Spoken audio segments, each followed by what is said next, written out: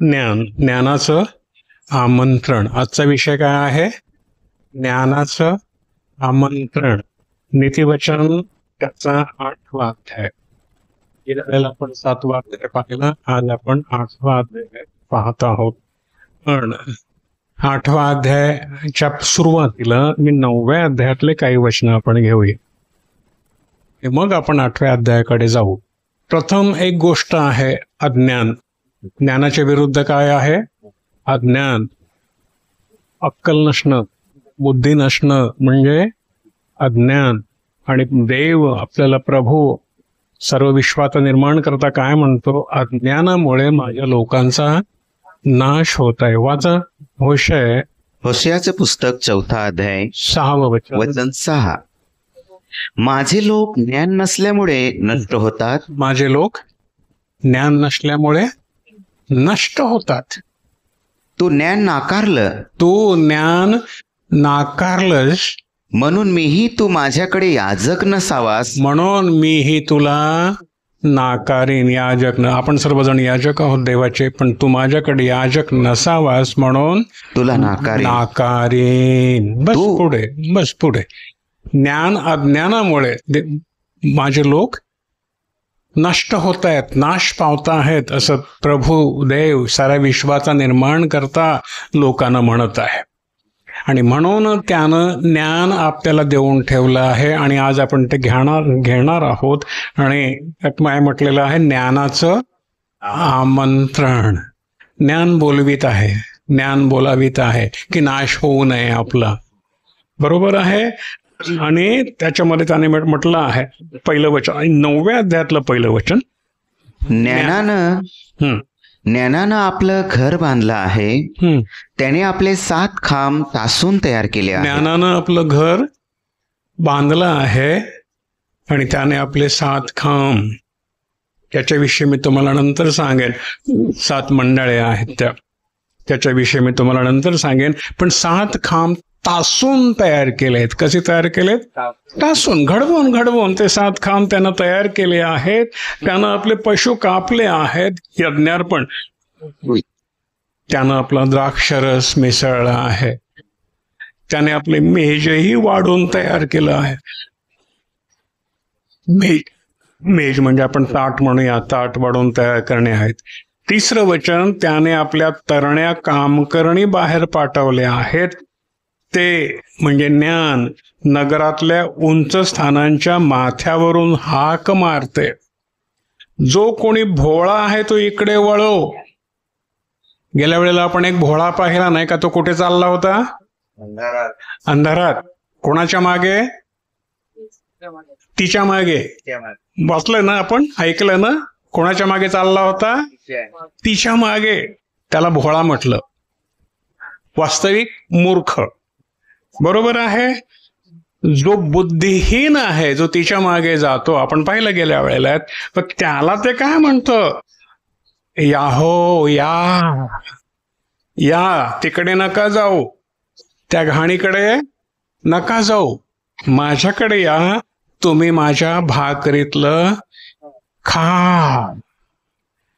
आणि जो द्राक्षरस मी मिसळला आहे त्यातून प्या. कोण भाकर वाढतो? कोण द्राक्षरस देतो? हे पहा माझं शरीर, हे पहा माझं रक्त. हालेलुया. तो जो खातो आणि पितो तो सर्व काळ जगेल. कोण दिली ही भाकर? प्रभू येशू आहे. हा बोलणारा, हा ज्ञान आहे. हालेलुया. हे ज्ञान आहे. माझ्या भाकरीतलं या हो, तुम्ही भोळेपण सोडा, घाणेरडा मार्ग सोडा, अनितीचा मार्ग सोडा, नीतीच्या मार्गानं या. मी तुम्हाला ज्ञान देतो, ते ज्ञान तुम्हाला मुक्त करेल. हालेलुया. तुमचं अज्ञान, मूर्खपण, भोळेपण दूर होईल. या भोळ्यानो, आपलं भोळेपण सोडा आणि वाचा. भोळेपण सोडा आणि वाचा. गेल्या पण अध्यायामध्ये, 7व्या अध्यायामध्ये हेच आहे ना. त्याचं तिथे आता ह्यातून वाचायचं कसं? तर ज्ञान आणि बुद्धीच्या मार्गानं नीट चाला. बुद्धीच्या मार्गानं नीट चाला. बरं, हे ज्ञान कुठे मिळतं? आता 8व्याकडे येऊ. आता 8व्या अध्यायातलं पहिलं वचन घेऊ. ज्ञान हाक मारीत नाही का? ज्ञान हाक मारीत नाही काय? आणि बोध आपला शब्द उच्चारित नाही काय? हे ज्ञान कोणाला मिळालं? हे ज्ञान कोणाला मिळालं? हाक मारली ज्ञानानं. कुठे मारली त्याने हाक? दुसरं वचन, मार्गाजवळील उंच जागांच्या शिखरांवर वाटा मिळतात तिथे ते उभे राहते. आजही तुम्हाला पत्रिका घेऊन नाक्यावरती काम करी पत्रिका सुवार्ता वाटताना दिसतील नाक्यावर. जिथे वाटा मिळतात त्या कोणामध्ये दिसतात ना? हो की नाही? हाक मारते ना ज्ञान, हो की नाही? वाटा मिळतात तेथे ते उभी राहते. ते वेशीच्या नगराच्या नाक्यावर द्वारांच्या प्रवेशात घोषणा करते, मनुष्यानो मी तुम्हाला हाक मारित आहे. मनुष्यानो मी तुम्हाला हाक मारित आहे. भोळेपण सोडा, मूर्खपणा सोडा, या माझ्याकडं. आणि मनुष्याच्या संतानांकडे माझी वाणी जात आहे. भोळ्यानो 5वं वचन, अहो भोळ्यानो विवेक समजून घ्या, आणि अहो मूर्खानो बुद्धिमान हृदयाचं व्हा. तुम्ही ऐका, कारण मी उत्कृष्ट गोष्टी बोलतो आणि माझ्या ओठाचे उघडणे सरळ गोष्टीविषयी नाही. हे कोणी ऐकलं? हे ज्ञान कोणी ऐकलं? कोणीतरी ऐकलं, बरोबर आहे? कोणीतरी ऐकलं. काय झालं? मी तुम्हाला ब्राह्मणांमधली 2 नावं घेतो. गेल्या वेळेला ब्राह्मणांविषयी, भटांविषयी मी बोललो. आता मी त्याच ज्ञातीमधली, जातीमधली, गोत्रामधली 2 नावं घेतो. एक पहिलं नाव आहे पंडिता रमाबाई. ब्राह्मण कुलोत्पन्न, ब्राह्मण कुलामध्ये उत्पन्न झालेली, म्हणून त्याला म्हणतात ब्राह्मण कुलोत्पन्न. तिनं शोध केला. तिला ज्ञान हवं होतं. तिनं सगळे धर्मग्रंथ, ब्राह्मणांचे धर्मग्रंथ सगळे शोधून पाहिले. ती पंडिता आहे. तिला सरकारनं पंडित आहे पदवी दिलेली आहे. ज्ञानी आहे, अत्यंत ज्ञानी आहे. अनेक भाषांवर तिचं प्रभुत्व आहे. अशी स्त्री, तिला ग्रंथामध्ये, हिंदू धर्मामध्ये काय मिळालं की स्त्रीला मोक्ष नाही. काय मिळालं त्याला हिंदू धर्मांमध्ये, ग्रंथामध्ये? स्त्रीला मोक्ष नाही. तिनं नवऱ्याची सेवा करायची आणि मग तिला पुरुष जन्म प्राप्त होईल, किती काळानं माहित नाही. आणि मग तिला मोक्षाचा दरवाजा मिळेल. स्त्रीला पापयोनी म्हटलं धर्मग्रंथामध्ये. तिला मोक्ष नव्हता. ती व्याकुळ झाली. माझा काय दोष? स्त्री होणं हा माझा दोष आहे का?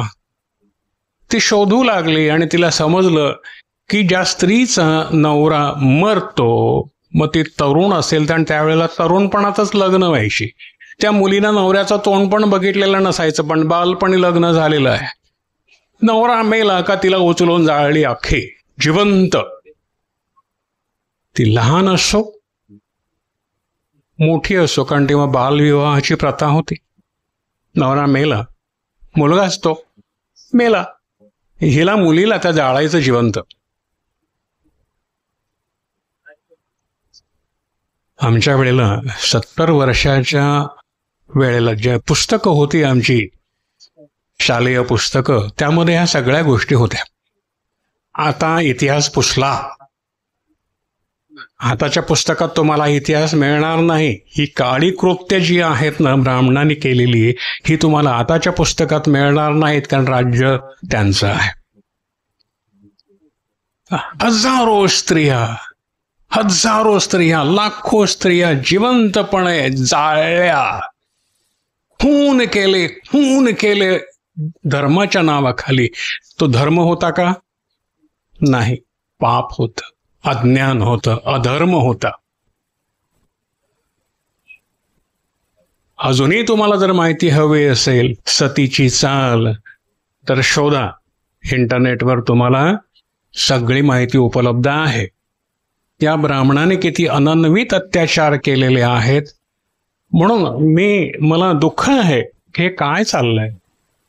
आणि आम्ही म्हणतो गर्व से कहो हम हिंदू है म्हणतो ना, म्हणायला लावतात. अरे जग थुंकतं. जगाने हे चाळे पाहिलेत. जिवंत मुलींना जिवंत जाळणं म्हणजे काय भयानक प्रथा होती ही पाहिली आहे जगानं. आपण आपल्यात नगारे कुठे बडवून घेता आपल्याच नावाचे. भयानक भीषण प्रथा. पंडित रमाबाईला हा प्रश्न पडला, हे काय, हा कोणता धर्म. ती शोधायला लागली. तिला ज्ञान मिळालं. याच पुस्तकात तिला ज्ञान मिळालं. तिनं धर्म बदलला नाही. तिला कोणी आमिष दिलं नाही. तिला कोणी बळजबरी केली नाही. ती शोधायला लागली. अरे बाळानो, तुम्ही शोधता म्हणून तुम्हाला सापडलं ना. हालेलुया. हालेलुया. तुम्ही शोधलं नसतं तर काय सापडलं असतं तुम्हाला. हे तिला सापडलं 100 वर्षापूर्वी. त्यावेळेला अत्यंत कर्मठ लोक होते. खूप छळ झाला तिचा. आपला छळ काहीच नाही. तिला भयानक छळ सोसला. निंदकांड ब्राह्मणातली ती होती. ब्राह्मणाने बहिष्कार टाकला तिच्यावरती. खूप छळ केला तिचा. पण ती डगमगली नाही. मला सत्य शोधून काढायचंय, मला ज्ञान हवं आहे. आणि तिला या पुस्तकामध्ये ज्ञान मिळालं. आणि हे खरंच असंच आहे का म्हणून ती 18 वर्ष इस्रायलमध्ये गेली आणि या मूळ ग्रंथाच्या प्रती तिनं शोधून काढल्या, गुणी हस्तलिखित. आणि मग त्याच्यावरून डायरेक्ट तिनं ह्या पुस्तकाचं अनुवाद केला, ट्रान्सलेशन. आणि ते आज आपल्या हातामध्ये आहे. ही पंडिता रमाबाईची त्या ब्राह्मणी स्त्रीची आपल्यावरती फार मोठी कृपा आहे. हालेलुया. त्यांच्यातूनच निघालेली आणि तिनं ते ज्ञान आपल्यापर्यंत आणलेलं आहे. याचा अर्थ असा नाही की अनेक इतर भाषांतर होती, आहेत, आजही आहेत. परंतु ह्या भाषांतरासारखं सुबोध भाषांतर दुसरं कुठे नाही आहे. म्हणून मी तुम्हाला विनंती करतो की पंडित रमाबाईचं पवित्र शास्त्र जर तुम्हाला मिळालं, दागिने पण विकत घ्या. सुंदर भाषा आहे. पण मला वाटतं तुम्हाला दागिने विकण्याची गरज नाही आहे. अवघ्या मला वाटतं 500 रुपयात त्या उपलब्ध आहे. हालेलुया. ही स्त्री माझी प्रेरणास्थान आहे. ही स्त्री माझी प्रेरणास्थान आहे. ती ब्राह्मण आहे पण माझी प्रेरणास्थान आहे. आज जर मला भेटली तर मी तिचे पाय धुवीन अक्षरशः. तिथे मला भेटेल. हालेलुया. आपण सर्वजण पाहू. आमेन. हालेलुया. दुसरे ग्रहस्थ आहेत नारायण वामन टिळक, ब्राह्मण. लोकमान्य टिळकांच्या गोत्रातले, कुळातले कट्टर ब्राह्मण शोधायला निघाले. काय शोधायला निघाले? ज्ञान. प्रभू म्हणतो शोधा म्हणजे सापडेल. हे ज्ञान कुठे उभं राहतं? नाक्यावरती उभं राहतं. बाळानो, पत्रिका घेऊन घ्या रे भोळ्यानो माझ्याकडे या आणि वाचा. त्यालाही कोणीतरी हे ज्ञान पत्रिका दिली, वाच रे बाबा. त्यानं वाचलं, डोकं खाजवलं, काय आहे हे बघायचा प्रयत्न केला. ज्ञान कुठे मिळेल? ज्ञान शोधणारे होते. आणि मग त्यांचा प्रवास सुरू झाला. त्यांनी प्रभूला घेतलं. दगड मूर्त्या सगळ्या काढून टाकल्या. प्रभूला घेतलं. रात्रंदिन नामाचा जयघोष. येशू त्यांना सापडलं. त्यांना म्हणालं, येशूनं म्हटलं होतं जिथे जिथे माझं नाव घेतलं जातं तिथे तिथे आशीर्वाद द्यायला मी उतरून येतो. यांनी प्रचिती बघितली, खरंच असं आहे का? आणि मग त्यानं समजलं. त्यांनी आपल्या सगळ्या धर्माचा म्हणजे अधर्माचा थोडक्यात त्याग केला. जे राहत होते ती ब्राह्मणांची आळी होती. दोन्ही बाजूला ब्राह्मणांचीच घरं. दगड मारले त्यांच्यावरती. त्यांच्या पत्नीचे अनन्वित छळ केले. त्यांचं कामच आहे छळ करण्याचं. असेच एकदा जात होते, सकाळी नदीवर जायचे आंघोळीला, जात होते. एक ब्राह्मण त्यांचाच चौताळलेला, हा धर्म बदलतो, हा धर्म बुडवतो, हा बाटला, हा एमका, म्हणजे जेवढे त्यांच्याकडे जेवढे ठेवणीमध्ये होतं तेवढं सगळं बोलून झालं त्यांचं, सगळ्यांचं बहिष्कृत करू. पण त्यांचा बहिष्कार टाकून गावानं त्यांच्यावर बहिष्कार टाकला, याच्याशी कुठले संबंध ठेवायचे नाहीत, बहिष्कार टाकला. देवानं ज्याला स्वीकारले त्या गावाच्या बहिष्कारला काय म्हणणार, नाही का? मेलेली कोंबडी आगीला घाबरते का? नाही. आम्ही सगळे मेलेले कोंबड्या आहोत, आम्ही आगीला घाबरत नाही, मी त्या आगीला घाबरतो. हालेलुया. आता हे ब्राह्मण नदीवर आंघोळीला जायला लागले की एक ब्राह्मण हातात टोपली, शेणाची टोपली घेऊन, शेणाला तोटा नव्हता त्यावेळेला, कारण प्रत्येक ब्राह्मणांच्या मागे गाया बांधलेल्या असायच्या, त्यांना त्या द्यायच्या ना, गोदान म्हणतात त्याला. काय म्हणतात? गोदान. गोदान देऊन टाकायचं. मग ते गायी असायच्याच, शेणाला काही तोटा नव्हता. बाबा टोपली भरली शेणाची, जायला दारात उभा, त्याला माहितीये हा जाणार आंघोळीला. आंघोळ करून आला, घेतला शेणाचा गोळाना, मारला त्याच्या तोंडावरती फटकन. काहीच नाही बोलले. परत गेले, आंघोळ केली, परत आला, हा दारात उभाच आहे, मारला गोळा शेणाचा मस्तपैकी पटकन. परत गेले, परत आले, परत दुसरा गोळा बसला, हा उभाच आहे. संध्याकाळ झाली, ते जात राहिले, येत राहिले, जात राहिले, येत राहिले. चकार शब्द नाही, चकार शब्द नाही. हा माणूस जो ब्राह्मण गोळा शेण फेकणारा होता तो कंटाळला, शेवटी थकला फेकून फेकून. सहनशीलता किती असावी. रस्त्यात गेला, पाया पडला आणि म्हणाला, ही शक्ती तुला कोठून, ही शक्ती तुला कोठून. नारायण म्हणाले, अरे बाबा, सकाळपासून तो थकला रे फेकून फेकून शेण. नाही, पण बरं झालं, अरे मी एवढा सकाळपासून आंघोळ करून करून माझी सगळा मळ तू धुवून काढला.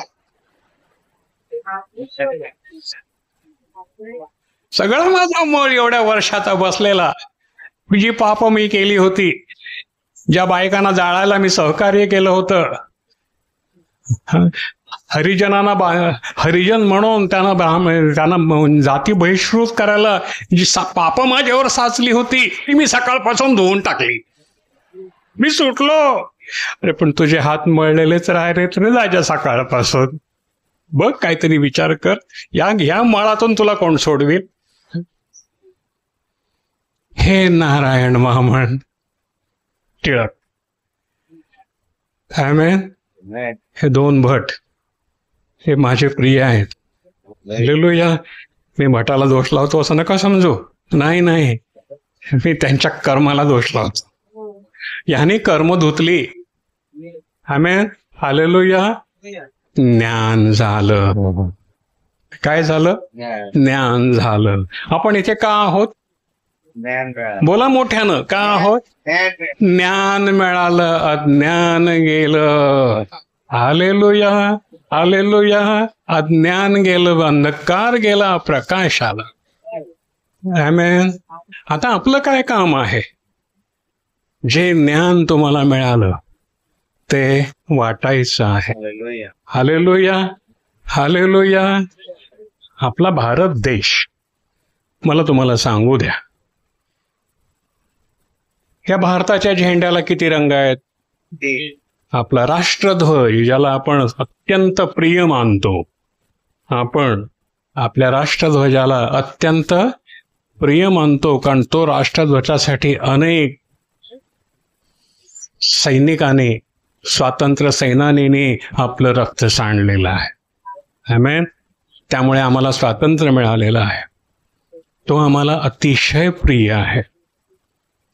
आता रंग किती आहेत बघा. रंगाचा पण बटवारा झालाय, वाटणी झाली आहे, नाही का? शेताची कशी वाटणी करतो आपण, तशी त्या झेंड्याची पण वाटणी झाली आहे.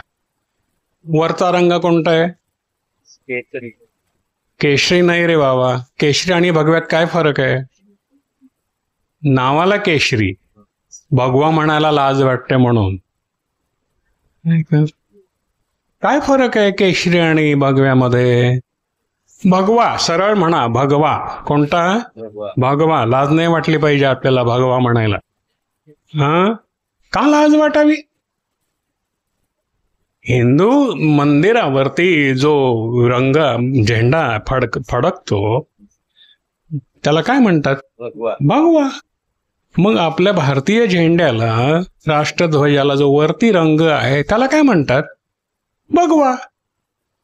तो कोणी घेतला? हिंदूंनी घेतला. बरोबर आहे, हो ना. आता सगळ्यात खालती आहे तो कोणता? हिरवा ना. पोपटी बिपटी नाही म्हणायचं आपल्याला, लबाड्या नाही करायच्या. हिरवा नाही का? तो कोणी घेतला? मुसलमानाने घेतला. आता या दोघांमध्ये लागली. भगव्यानं हिरव्याची बाबरी मशीद पाडली. बरोबर आहे. सगळे माकडासारखे वर चढलेले त्या घुमटावरती आपल्याला दिसतात. ते फोटो अजूनही उपलब्ध आहेत. पाडली. मग हिरव्यानं काय केलं? हिरवा गप्पा राहिला नाही. त्यानं बॉम्बस्फोट घडवले, ट्रेन उडवल्या, नको नको ते केलं. हजारो लोक मारले गेले. काय कमावलं बाबरी पाडून?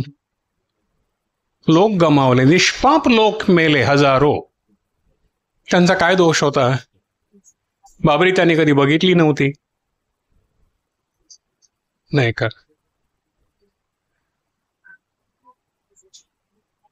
आता ह्या दोन रंगांची झाली लठ्ठालठ्ठी, ती आजही चालू आहे. आता मधला रंग कोणता? पांढरा. तो कोणी घेतला? आम्ही. अरे बोला. आम्ही घेतला. पांढरा तो शांतीचा रंग आहे.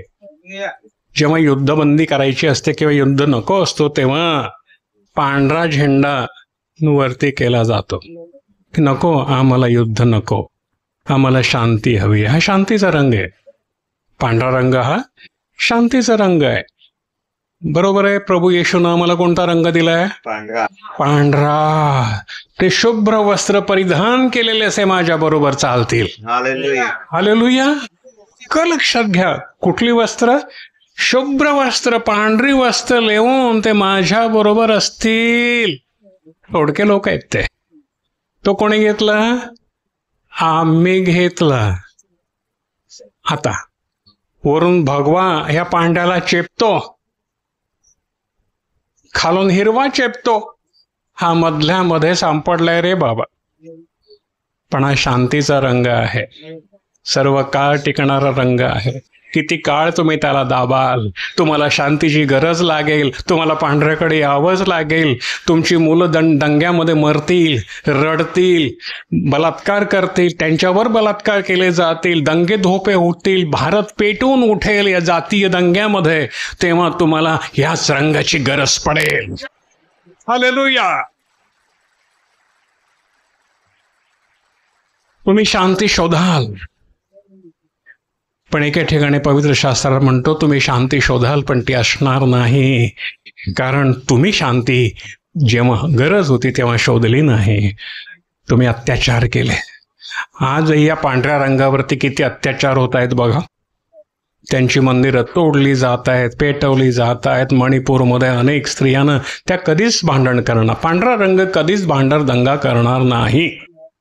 तुमच्यामध्ये कोणीतरी आहे का जो मारामाऱ्या केलेली रस्त्यामध्ये? नाही ना. पोलिसांना माहिती आहे की जे लोक प्रार्थनेला जातात त्यातला एकही इथे कंप्लेंट घेऊन येत नाही. त्यांच्यामध्ये मारामाऱ्या होत नाही, ते दारू पित नाहीत. विचारा जाऊन पोलिसांना. प्रत्येक पोलीस स्टेशनला ह्याची जाणीव आहे की प्रार्थने जिथे जिथे ज्या गावात चालू आहे तिकडे दंगे संपलेले आहेत, तिकडची दारू संपलेली आहे, तिकडच्या मारामाऱ्या संपलेल्या आहेत. आज भारताला कोण वाचवेल? कोणता रंग वाचवेल? पांढरा. हे ज्ञान आहे, हे ज्ञान आहे.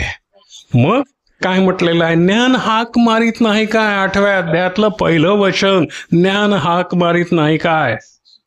बोध आपला शब्द उच्चारित नाही काय? आज इथे ज्ञान हाक मारित आहे, वर्षानुवर्ष हाक मारित आहे.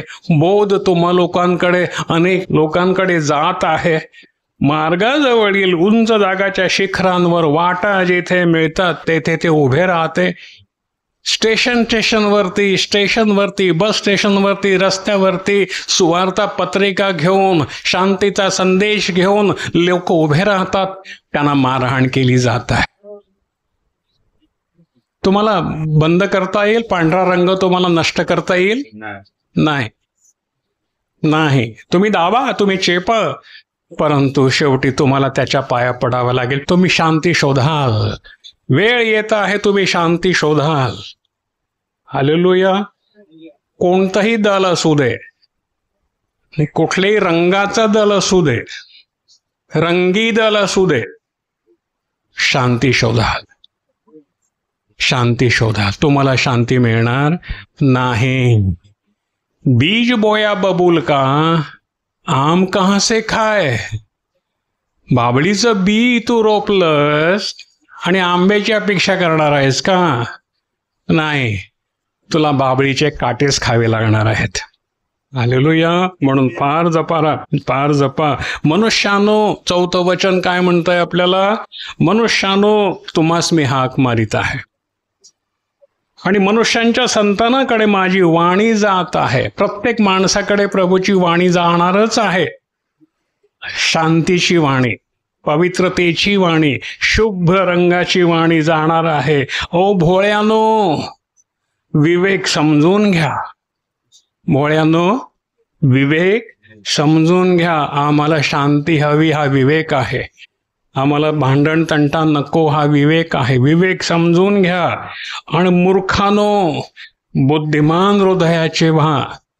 या रंगामध्ये रंगलेल्यानं तो ते काय म्हणतं? अहो मूर्खानो, बुद्धिमान हृदयाचे व्हा. आमेन. पांढरे वस्त्र, शांतीची वस्त्र धारण करा. बुद्धिमान हृदयाचे व्हा. तुम्ही ऐका 6वं वचन, कारण मी उत्कृष्ट गोष्टी बोलतो. ज्ञान काय म्हणतं? तुम्ही ऐका.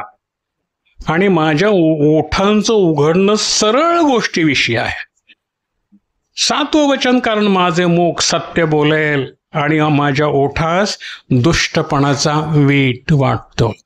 हे धर्म परिवर्तन करतात, खोट्या जाऊन केस कंप्लेंट करतात. खोट हा दुष्टपणा, त्याला वीट वाटतो. तुझ्या घरातून शांती निघून जाईल.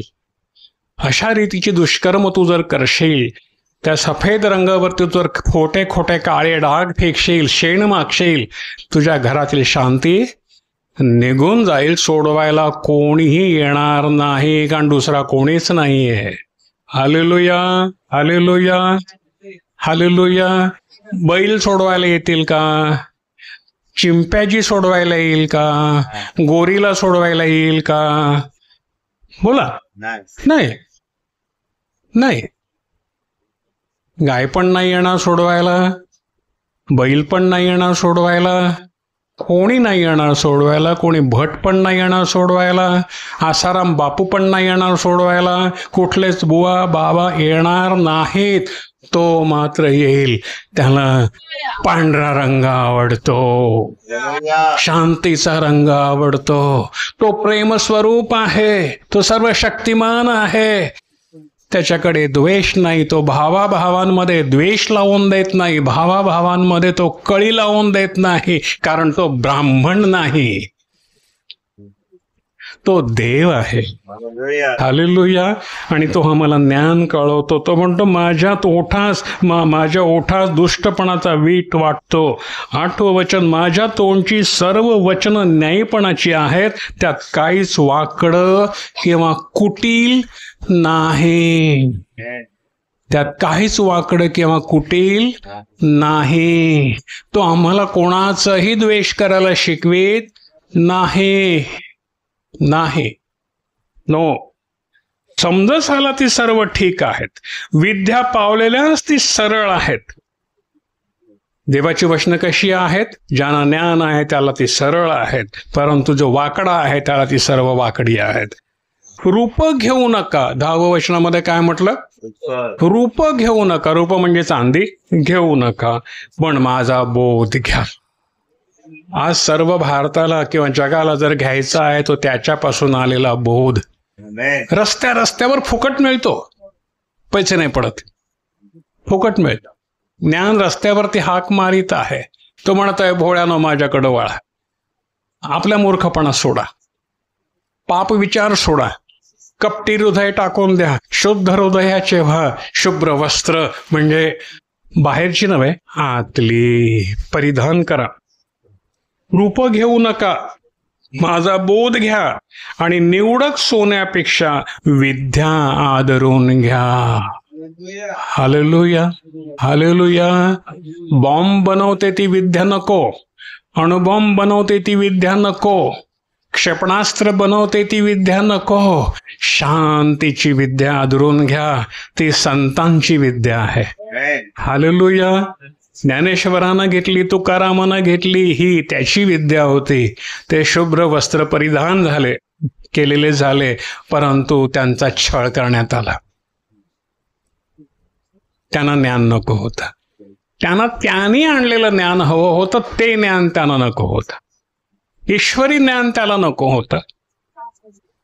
त्यांना ब्राह्मणांचं ज्ञान हवं होतं. ते सांगतील ती पूर्व दिशा. इथे आपल्याला तसं नाही. इथे आपलं स्वतःचं ज्ञान नाही. इथे आहे त्या सर्व शक्तिमानाचं ज्ञान.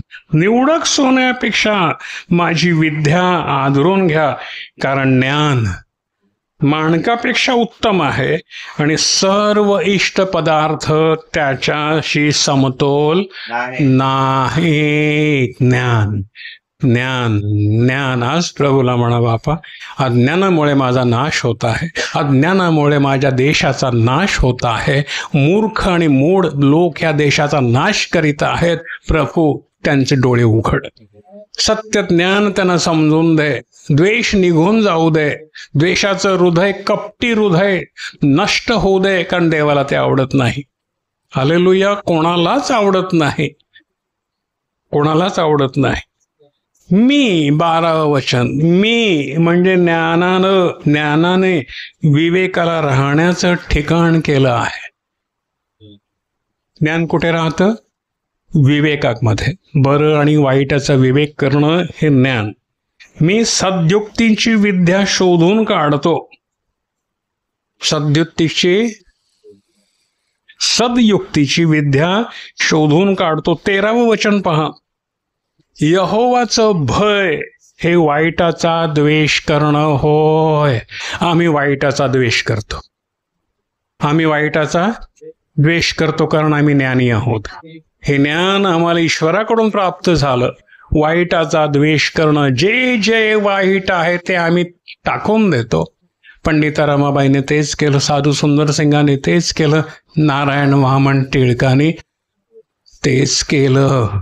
शेण फेकलं, दगड मारले, वाईटाचा द्वेष नाही केला. ठीक आहे बाबा, तुला बरं वाटतं करत राहा, पण मी माझं ध्येय शुभ्र वस्त्र मी टाकणार नाही. तुला तुझ्या कृत्यानं मी प्रत्युत्तर देणार नाही. माझं प्रेम तुला प्रत्युत्तर देईल. Hallelujah, hallelujah. पहा, यहोवाचं भय हे वाईटाचा द्वेष करणं होय. गर्व व अभिमान, कुमार्ग व कुटील मुख यांचा मी द्वेष करतो. आज तुम्हाला भारतामध्ये काय काय दिसेल? काय काय आणले राजकारण्याने? गर्व, अभिमान, कुमार्ग, कुटील मुख यांचा मी द्वेष करतो. हे राजकारणी कधी खरं बोलतात का? नाही. तुमच्या विरुद्ध कंप्लेंट करणारे जे लोक आहेत ते खरं बोलतात का? नाही, नाही. असत्य हे त्यांचं धन, असत्य ही त्यांची शक्ती, पण सत्य हे तुमची शक्ती. असत्य ही त्यांची शक्ती, सत्य हे तुमची शक्ती. ज्ञान ही तुमची शक्ती, नम्रता ही तुमची शक्ती, लीनता ही तुमची शक्ती, बंधुप्रीती ही तुमची शक्ती. गरिबांना मदत करणं त्यांना उंच उचलणं, खाली बसवणं नाही, उंच उचलणं ही आमची शक्ती. हालेलुया. पहा, ही शक्ती, यानं आम्ही जग जिंकू. यानं आम्ही प्रेमानं जग जिंकू, मारहाणीनं, लबाडीनं नाही. नो, लाज घेऊन नाही. बरोबर. मसलत व सुज्ञान ही माझी आहेत. ज्ञान काय म्हणतं? मसलत म्हणजे सल्ला, चांगला सल्ला. सुज्ञान ही माझी आहेत. मी बुद्धी आहे, मला सामर्थ्य आहे. हालेलुया. तुम्ही बुद्धी घेतली, तुम्ही ज्ञान घेतलं, तुम्ही पवित्रता घेतली, तुम्हाला सामर्थ्य आहे. हालेलुया. हालेलुया. म्हणून गांधीजीने काय म्हटलं? सत्याचे प्रयोग. त्यांनी सहन केलं सर्व. भटांनी त्यांनाही मारलं, कारण त्यांचं सत्य त्यांना सहन नाही झालं. उद्या मलाही गोळ्या घालतील, कारण मी स्पष्ट बोलतो. मी तयार आहे. हे सत्य माझ्याकडे आहे, मी घाबरणार नाहीये. का बरं घाबरावं? जे आहे ते इतिहास आहे. हा, हालेलुया. आमेन. हालेलुया. आपल्यातलं कोण कोण घाबरेल? यांना अंगावर येतील तेव्हा एकही हात वर नाहीये, म्हणजे तुम्ही तयार आहात सत्यासाठी मरायला. आमेन. हालेलुया. जो सत्यासाठी मरायला तयार आहे त्याला सैतान घाबरतो. सैतान घाबरतो. पहा बरं, माझ्याद्वारे 15वं वचन, माझ्याद्वारे राजे राज्य करतात आणि अधिकारी न्याय ठरवतात. माझ्याद्वारे अधिपती, प्रधान व पृथ्वीवरचे सर्व न्यायाधीश अधिकार चालवतात. जे न्यायाधीश, हा सर्वोच्च न्यायालयाचा न्यायाधीश, गवई नाही का, न्याय द्यायला बसलेले आहेत तिथे.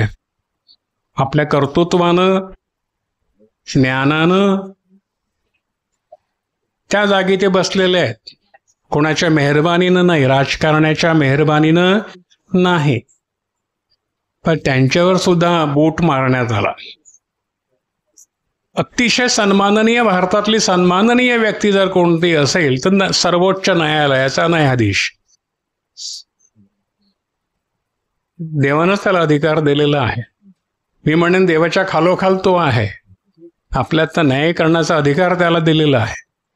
पण त्याच्यावर देखील तो हरिजन आहे, खालच्या जातीचा आहे, महार आहे, म्हणून बूट फेकला ब्राह्मणाने पायातला काढून. ही आजची स्थिती आहे. बरोबर आहे. यानं कोणते रंग, कुठल्या रंगाचे कपडे घातलेत? कोणीतरी बोललं भगवा, मी नाही बोललो, लोकांना माहितीये. त्याने भगवा कपडा घातलाय. पण न्यायाधीशाच्या जागेवर जो बसलेला आहे त्याला भगवा कपडा घालता येईल का?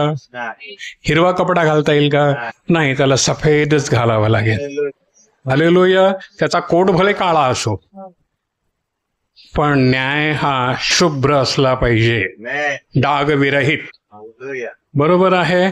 आपण प्रार्थना करू की ह्या न्यायाधीशानं सद्बुद्धी दे प्रभू, की न्याय तुझ्या न्यायाद्वारे व्हावा, ईश्वरी न्यायाद्वारेच न्याय व्हावा. हालेलुया. ही बुद्धी त्यांना लाभू दे, कारण तो तुझ्याद्वारे राज्य करतो, तो तुझ्याद्वारे न्याय करतो असं लिहिलेलं आहे. तर प्रभू असंच होवं. आमेन. पहा, माझ्याद्वारे 15वं वचन, माझ्याद्वारे राज्य करतात आणि अधिकारी न्याय ठरवतात. माझ्याद्वारे अधिपती, प्रधान, पृथ्वीवरचे सर्व न्यायाधीश अधिकार चालवतात. प्रभूला म्हणू, तुझ्याद्वारे हा मनुष्य तू जो बसवला आहे न्यायाधीशावरती, तुझ्या अधिकारानं तो न्याय करो आणि आमचं संविधान पाळण्याची आणि पाळायला लावण्याची शक्ती त्याला लाभो. आमेन. हालेलुया. संविधानाचा रक्षक आहे म्हणून तो आहे, तो तसाच वागला पाहिजे, भले त्याला गोळी खावी लागू दे. गांधीजींनी खाल्ली ना, त्यालाही खावी लागेल. आज बोट खाल्लाय, उद्या गोळी खावी लागेल. एक आणखीन एक न्यायाधीशानं असंच मारलंय, पत्ता लागत नाही कोणी मारणार, सगळं माहिती आहे कोणी मारलं काय नाही. न्यायाधीश लोया. असंच आता त्यांची पाळी येईल. जर त्याने ही अत्याचार थांबवण्याची आज्ञा केली, संविधान पाळण्याची आज्ञा केली, तर त्यांना गोळी खावी लागेल. कारण संविधानानं प्रत्येकाला आपापलं धर्म पाळण्याचा स्वातंत्र्य दिलेलं आहे. ते कोणीही हिरावून घेऊ शकत नाही. प्रचार करण्याचा, प्रसार करण्याचा, सत्य ओरडून सांगण्याचा तुम्हाला आणि मला अधिकार आहे. बरोबर आहे. गांधीजी तेच करत होते, सत्याचे प्रयोग. आम्ही पण तेच करीत आहोत, सत्याचे प्रयोग. तुम्ही त्याच्यावरती धर्माचा शिक्का मारता, हे धर्म बदलतात. आम्ही सत्य स्थापित करतो. हालेलुया.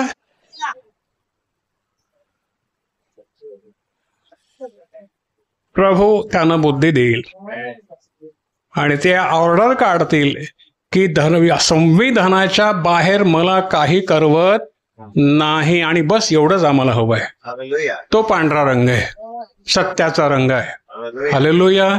सांगा ओरडून जगाला, आम्ही हे स्थापित करू पाहतो. स्वच्छ पांढरा रंग, कपट नाही, बलात्कार नाही, ढोंगबाजी नाही आणि घाणेरड राजकारण तर मुळीच नाही. जर राजकारण्यांनी ही तत्व जर स्वीकारली तर काय होईल? सगळा देश सुधारेल.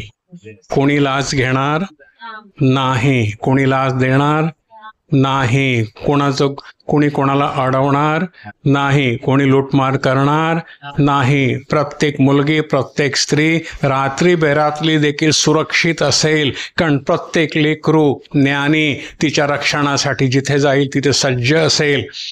तिच्या अब्रूवरती हल्ला होणार नाही. देवाचं राज्य. आम्हाला ब्राह्मणांचं राज्य नको. आम्ही पाहिलं आहे ब्राह्मणांचं राज्य, नवीन नाही आम्हाला ब्राह्मणांचं राज्य. काय घडलं आहे त्या राज्यामध्ये आम्ही पाहिलं आहे. तुकारामाची स्थिती आम्ही पाहिली, ज्ञानेश्वरांची स्थिती आम्ही पाहिली, आत्तापर्यंत लोह्याची स्थिती पाहिली. खूप स्थित्या आम्ही पाहिल्या. हजारो स्त्रिया जाळल्या गेल्या, लाखो हरिजन हा गांधींचा शब्द आहे, महार, सांभार अशा रीतीनं बहिष्कृत केले गेले. विहिरीवरती पाणी पिलं विहिरीवरचं म्हणून ठार मारले गेले. मोठा इतिहास आहे तो. आम्हाला हा इतिहास पुसून स्वच्छ पांढरा इतिहास आणायचा आहे, जो दैवी असेल, जो ईश्वरी असेल आणि तो ह्या ज्ञानानं प्राप्त होईल. आमेन. हालेलुया. शहाणे व्हा बाळांनो, शहाणे व्हा. हे ज्ञान तुम्हाला शाळेत शिकवलं जाणारच नाही, कारण ते आता झाकून ठेवलंय. आमेन. पण आपले डोळे इथे उघडतात की आम्हाला प्रभू तू हवास. आम्ही मारायला तयार आहोत. मी मारायला तयार नाही, आम्ही मरायला तयार आहोत. आम्ही मरायला तयार आहोत. आणि जेव्हा देवाचा सेवक मरायला तयार होतो तेव्हा सैतानी शक्ती चळचळ कापतात. हे मरणालाही घाबरत नाहीत. ती शक्ती आपल्याला घ्यायची आहे आणि ती आपण आपल्याला प्रभूनं दिलेली आहे. पहा, जे माझ्या 17 वचन, जे माझ्यावर प्रीती करतात त्यांच्यावर मी प्रीती करतो. हालेलुया. हालेलुया. मी ब्राह्मणावर प्रीती केली, मोदीवर प्रीती केली, मला काय मिळेल? पण मी ज्ञानावर प्रीती केली तर मला इथेही मिळेल आणि तिथेही मला भरपूर मिळेल. हालेलुया. हालेलुया. धन्यवाद प्रभूला, नाही का? जे झटून मला शोधतात त्यांना मी सापडतो. आमेन. ज्ञान, जे झटून मला शोधतात त्यांना मी सापडतो आणि ज्याला ज्ञान सापडतो त्याला काहीच कमी पडत नाही. 18 वचन नीट लक्षात घ्या. 18 वचन, जर तुम्हाला ज्ञान सापडलं तर त्याच्याबरोबर काय काय सापडेल ते बघा. धन, सन्मान, टिकणारी संपत्ती, न्यायपण ही माझ्या जवळ आहेत. काय काय? धन, सन्मान, टिकणारी संपत्ती व न्यायपण ही माझ्याजवळ आहेत. तो याला सापडतो त्याला हे सगळं सापडतं. काय पाहिजे आणखीन? त्यासाठी आपण इथे आलो आहोत. काय पाहिजे बोला. म्हणून ज्ञान मागा, प्रभू तुम्हाला ज्ञान दे. हे सगळं माझ्या मागे येईल. आमेन. पहा, माझं फळ, 19 वचन, माझं फळ सोन्यापेक्षा, निर्मळ सोन्यापेक्षाही आणि माझी प्राप्ती निवडक रुपयापेक्षा उत्तम आहे. हालेलुया. त्यानं काय केलं आहे? आपली भाकर वाढली आहे. कोण देतो? ही भाकर. लक्षात ठेवा, ज्ञान कोण आहे? हालेलुया. मी जीवनाची भाकर आहे. काय म्हटलं? मीच जीवनाची भाकर आहे. आणि तो तुम्हाला काय देतो? पहा, हे सर्व ज्ञान त्याच्याकडून येतं. न्यायपणाच्या मार्गात, न्यायाच्या वाटामध्ये मी चालतो. देव कुठे चालतो? न्यायपणाच्या मार्गात, न्यायाच्या वाटामध्ये, अन्याय मुळीच नाही, न्यायाच्या वाटामध्ये मी चालतो. 21 वचन, अशासाठी की जे माझ्यावर प्रीती करतात ते संपत्ती मिळवतील असं मी करावं आणि मी त्यांची भांडारे भरावी. बाळांनो, जरा आपल्या मागच्या जीवनाचा विचार करा. जेव्हा तुम्ही हे ज्ञान घेण्याच्या पूर्वी तुमची स्थिती काय होती? सायकल तरी होती? नाही. आज केवढ्या कार उभ्या आहेत बघा इथे. का झालं हे सगळं? आणि हे थांबणार नाही, होतच राहणार आहे, होतच राहणार आहे. कारची भर पडणार आहे, मोटरसायकलची भर पडणार आहे, जागा कमी पडणार आहे. मग काय करायचं आपण? कारण प्रभू म्हणतो, घे, तू माझं ज्ञान घेतलं आहेस त्याच्याबरोबर हे पण घे. तू माझं ज्ञान घेतलं आहेस त्याच्याबरोबर हे पण घे. धन घे, मन घे, संपत्ती घे, मी तुला देतो. हालेलुया.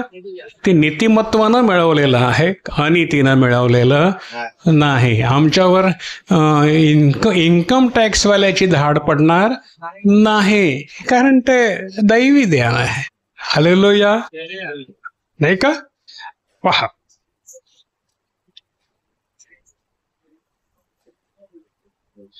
वचन, यहोवानं आपल्या मार्गाच्या आरंभी आपल्या पुरातन कृत्यांच्या पूर्वी मला धारण केलं. यहोवानं कोणाला? ज्ञानाला. कोण ज्ञान आहे? ज्याची भाकर आहे, ज्यानी भाकर आणि द्राक्षरस वाढला आहे ते. बरोबर आहे. याला यहोवानं कधी धारण केलं? पुरातन कृत्याच्या आरंभी तो होता. आमेन. हालेलुया. तो होता, मला धारण केलं सर्व कालापासून. 23 वचन, आरंभापासून पृथ्वीच्या पूर्वी मी अभिषिक्त झालो. पृथ्वी नव्हती तेव्हा हे ज्ञान अभिषिक्त होतं. हालेलुया. हालेलुया. तुमची आणि माझी वाट पाहत होतं. हालेलुया. या लोकांना मला ज्ञान द्यायचं आहे, यांना मला सैतानाच्या बंधनातून, अज्ञानाच्या बंधनातून मुक्त करायचं आहे. वाट पाहत होतं. जेव्हा ते 24 वचन, जेव्हा अगाध समुद्र नव्हते, जेव्हा वाहत्या पाण्याचे झरे नव्हते, तेव्हा मी जन्मलो. ज्ञान. हालेलुया. आणि ह्या ज्ञानानं परमेश्वरानं हे विश्व निर्माण केलं. ज्ञानानं असं झालं, असं काहीच त्याच्याशी वाचून झालं नाही. पर्वत 25, पर्वत स्थिर होण्यापूर्वी, डोंगराच्या पूर्वी त्याने अजून पृथ्वी व शेते निर्माण केली नव्हती आणि भूमीचा आणि धुळीचा आरंभ झालेला नव्हता, तेव्हा मी जन्मलो. आदिवासी. पहिला आदिवासी कोण आहे? हालेलुया. पहिला आदिवासी. आदी म्हणजे मूळवासी. कोण आहे? ज्ञान. येशू. घ्या बाळानो, घ्या. हालेलुया. शहाणे व्हा, जग जिंका. हालेलुया. जग जिंका, जग जिंका. अलेक्झांडर सिकंदर जग जिंकायला निघाला, बरोबर का? जिंकला का त्याने? मेला तेव्हा त्याच्या पेटीमध्ये, कॅफेन मध्ये त्याने सांगितलं का माझा एक हात बाहेरच ठेवा, अशासाठी की लोकांना समजू द्या मी काही आणलं नाही, मी काही नेणार नाही. जग जिंकायला निघाला होता, जगत जेता अलेक्झांडर, सिकंदर म्हणू आपण त्याला. त्याला जर ज्ञान मिळालं असतं ना तर तो म्हणाला असता मी ज्ञान घेऊन चाललो आहे, ज्या ज्ञानाबरोबर मी आलो त्या ज्ञानाबरोबर मी चाललो आहे. हालेलुया. जेव्हा त्याने आकाश तयार केली, जेव्हा त्याने अगाधाच्या पृष्ठभागावर वर्तुळाकार सीमा नेमली, तेव्हा मी तिथे होतो. आपला प्रभू कधीपासून आहे बघा रे बाबांनो, तेव्हा मी तिथे होतो. जेव्हा त्याने वरती मेघदृढ केले, जेव्हा त्याने अगाधाचे झरे बळकट केले, जलाने त्याची आज्ञा उल्लंघू नये म्हणून जेव्हा त्याने समुद्राला मर्यादा नेमून दिली, जेव्हा त्याने पृथ्वीचे पाय नेमले, तेव्हा मी त्याच्याजवळ कारागीर होतो, तेव्हा मी त्याच्याजवळ कारागीर होतो. मी नित्य त्याचा आनंद होतो, त्याच्या समोर सर्वदा मी हर्ष करीत आहे असे. आणि वसण्याजोग्या, त्याच्या वसण्याजोग्या पृथ्वीविषयी मी हर्षित असे आणि मनुष्य संतानाच्या ठाई माझा आनंद असे. मनुष्य संताना तेव्हा जन्मलीच नव्हती, परंतु तो पुढचं पाहतोय, मनुष्य संतानाच्या ठाई माझा आनंद असे. आज त्याचा आनंद कुठे आहे? इथे. तुमच्यामुळे तो आनंदित आहे. माझी मुलं म्हणायला तो लाजत नाही. आमेन. कारण त्याला माहिती आहे माझी मुलं पवित्र आहेत, माझ्या मुलांमध्ये डाग नाही, दोष नाही, पाप नाही, लबाडी नाही. माझी मुलं, माझी मुलं, माझा आनंद. काय म्हणतो तो? माझा आनंद कोण? माझा आनंद कोण? आणि म्हणून तो काय म्हणतो? कोण माझी आई, कोण माझे भाऊ? मंडळीकडे हात दाखवून म्हणतो, हे माझी आई, हे माझे भाऊ, हे माझे नातलग, खरे नातलग, हे माझे मित्र, हे माझे सर्व काय. त्यांच्यासाठी प्राण द्यायला देखील तो घाबरत नाही, कारण त्यांना ही सगळे आणायची आहेत. Hallelujah, hallelujah. पहा प्रियानो, ज्ञान घ्या, ज्ञान घ्या. पण आता मुलांनो, 32 वचन माझं ऐका. कोण म्हणतं? ज्ञान, प्रभू माझं ऐका. कारण जे माझे मार्ग पाळतात ते, परत वाचा, जे माझे मार्ग पाळतात ते सुखी आहेत. आहात का? सुखी झाले का? आले ना? मार्ग पाळणे म्हणून ना, बस सांगा लोकांना, रस्त्याच्या कोण्यावरती उभे राहून तुम्ही ज्ञान व्हा आणि सांगा त्याचे मार्ग पाळा, तुम्ही सुखी व्हा.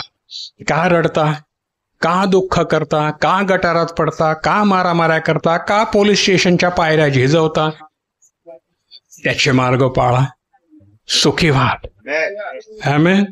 सुखी व्हाल, कारण तोच म्हणतो जे माझे मार्ग पाळतात ते सुखी आहेत. बोध ऐकून घ्या. काय करा?